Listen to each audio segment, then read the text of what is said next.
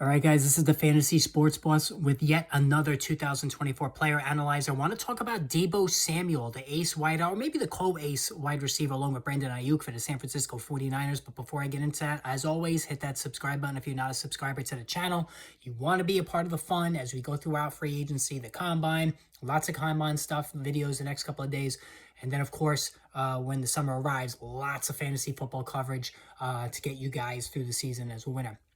Now, as far as Deebo Samuel is concerned, you guys know, and I've been on record on this channel for years now, that I've never been a big fan of him. I think Deebo Samuel has been overpriced for a number of years, going back to 2021 when he had that magical season, that unbelievable season that now looks like an outlier. And Deebo has really been chasing that 2021 campaign since, both in 2022 when I told you all he was a major fade because he was never going to come near those numbers again. And then even last season, as people still had visions of 2021, he's going to run, catch the ball, and they were aggressive drafting him again. But he overall, considering where he was drafted, he was slightly disappointing. And there's a number of reasons for that.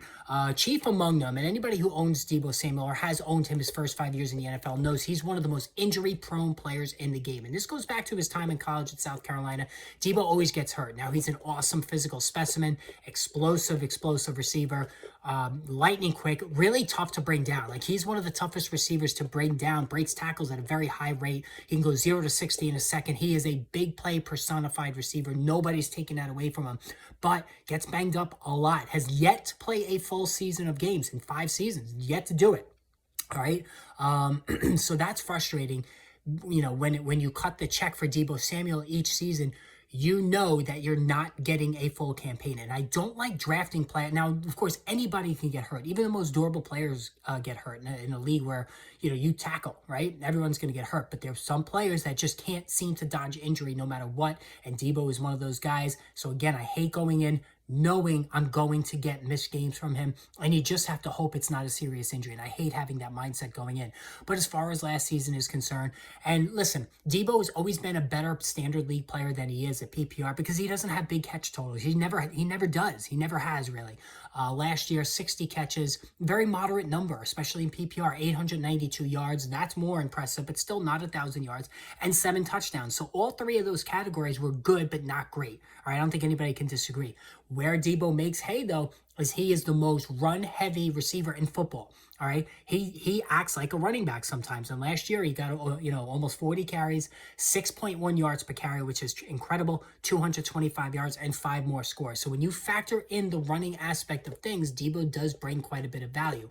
And in a Kyle Shanahan offense, that's huge. But again, he's in a very crowded offense, an offense that likes to run the ball with Christian McCaffrey, likes to throw to Christian McCaffrey, likes to throw to Brandon Ayuk, who's a capable wideout one, likes to throw to George Kittle, who's one of the best receiving tight ends in football. So there's a lot of mouths to feed and a volume in an offense that doesn't have a lot of passing, a high number of passing volume. Right? That's just a fact. So the margin of error for Samuel is a lot lower than, you know, some of the other receivers that get drafted around him. Like, he just has to make his numbers on fewer opportunities. And that, again, could lead to hot and cold spells from week to week. So this is what you get. The big weeks, yeah, you're going to love it. But then there's going to be those quiet weeks. You're like, maybe I shouldn't have gotten him. I should have got somebody a little bit more consistent in his draft range. And again, I'm still leery about drafting Samuel this season. I probably won't own any shares once again because the injury factor and the numbers in PPR leagues are just not, you know, just don't jump off the page. Yes, the running game is great. How long will that last? I don't know. But for me, wide receiver 2 in all leagues, low-end wide receiver 2, maybe, I shouldn't say wide receiver. He's a low-end wide receiver 2 in PPR leagues, more moderate in wide receiver 2 in standard leagues. But overall, he just leaves me a little wanting. Let me know what you think. Post in the comments. Hit the subscribe button. More videos on the way.